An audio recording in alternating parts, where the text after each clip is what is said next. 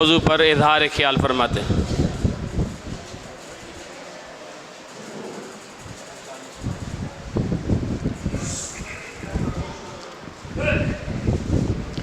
السلام علیکم ورحمۃ اللہ وبرکاتہ۔ الحمد للہ والصلاة والسلام علی رسول اللہ۔ اعوذ باللہ من الشیطان الرجیم، بسم اللہ الرحمن الرحیم۔ واذکروا اذ انتم قلیل مستضعفون فی الارض تخافون ان یتخطفکم الناس فآواکم وأیدکم بنصرہ ورزقکم من الطیبات لعلکم تشکرون۔ اپنی سرزمین سے پیار کرنا، محبت کرنا، انسان تو انسان، حیوانات بھی اپنی زمین سے، اپنے گھر سے محبت اور پیار کرتے ہیں۔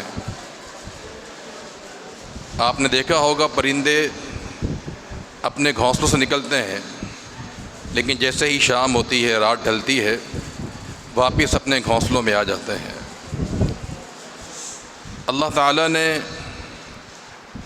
ہمیں جو خطہ ارضی عطا کیا ہے، اس کا نام پاکستان ہے، اور جیسے ہی 14 اگست کا دن آتا ہے،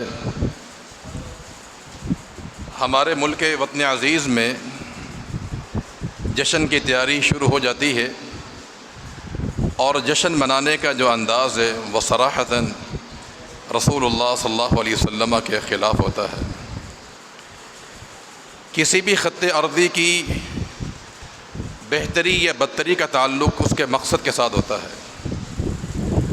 نبی کریم صلی اللہ علیہ وسلم کا فرمان ہے کہ شر البقاع الاسواق، کہ اس روئے زمین میں سب سے بدترین جگہ بازار ہے، اور بہترین جگہیں اللہ تعالیٰ کی مسجدیں ہیں۔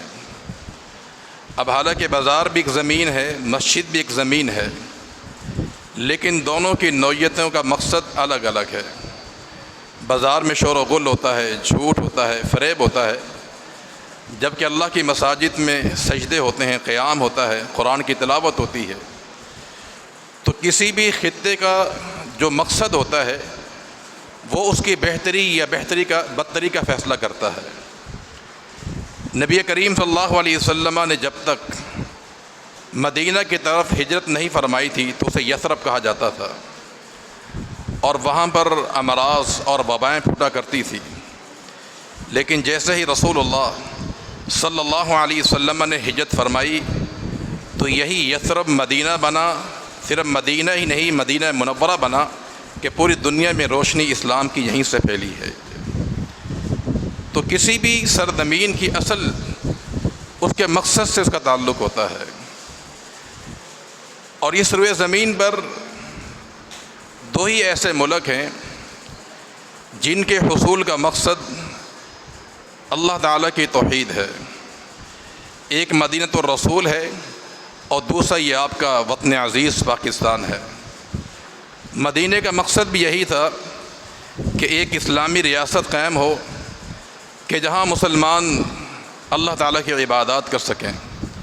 چونکہ مکہ المکرمہ میں آپ نے 13 سال محنت کی، وہاں پر دین کا قیام نہیں ہو سکا، اور جیسے ہی آپ نے ہجرت فرمائی تو قرآن نے کہا کہ ہر نبی کی ذمہ داری ہے کہ نقیم الدین کے دین کا قیام کریں۔ تو رسول اللہ صلی اللہ علیہ وسلم مدینہ پہنچے، آپ نے اسلامی ریاست قائم کی اور وہاں دین کا قیام کیا ہے، اور مدینہ منورہ سے پوری دنیا میں اسلام بھی پھیلا ہے۔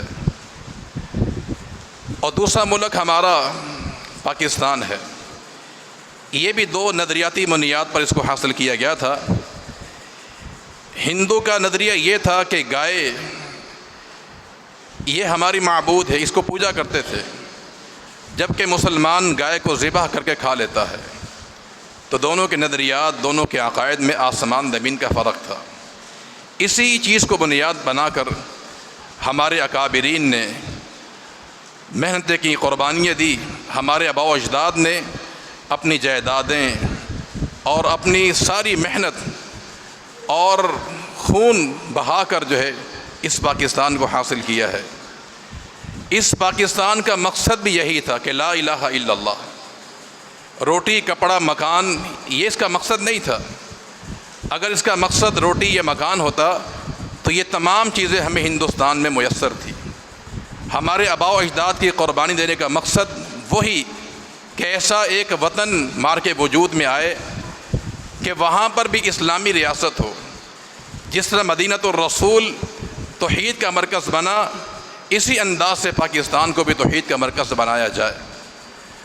اگر آپ ان دونوں کے مابین تقابل کریں، مکۃ المکرمہ سے صحابہ کرام نکلے، سفر کی صعوبتیں ان لوگوں نے بھی برداشت کی، جان و مال کی قربانیاں صحابہ نے بھی دی۔ اسی طرح ہمارے آباء و اجداد بھی ہندوستان سے نکلتے ہیں، سفر کی صعوبتیں برداشت کی، اپنے بچے ذبح کروائے، خواتین کی عزتوں کو برباد کیا گیا۔ یہ تمام چیزیں مدینہ کے ساتھ ملتی جلتی ہیں، لیکن فرق کہاں پر آیا؟ قرآن نے کہا کہ لعلکم تشکرون، ہم نے تمہیں مدینہ اس لیے دیا تھا کہ تم اللہ کا شکر ادا کرو، اور پاکستان اس لیے دیا گیا تھا تاکہ اللہ کا شکر ادا کیا جائے۔ اہل مدینہ نے اللہ کا شکر ادا کیا، پھر وہ دن آیا کہ اسلام جو ہے 22 لاکھ مربع میل پھیل چکا تھا۔ لیکن آج پاکستان میں ایسا نہیں ہوا، کیونکہ لعلکم تشکرون، جو اس نعمت کا جو شکر تھا وہ ہم ادا نہیں کر سکے۔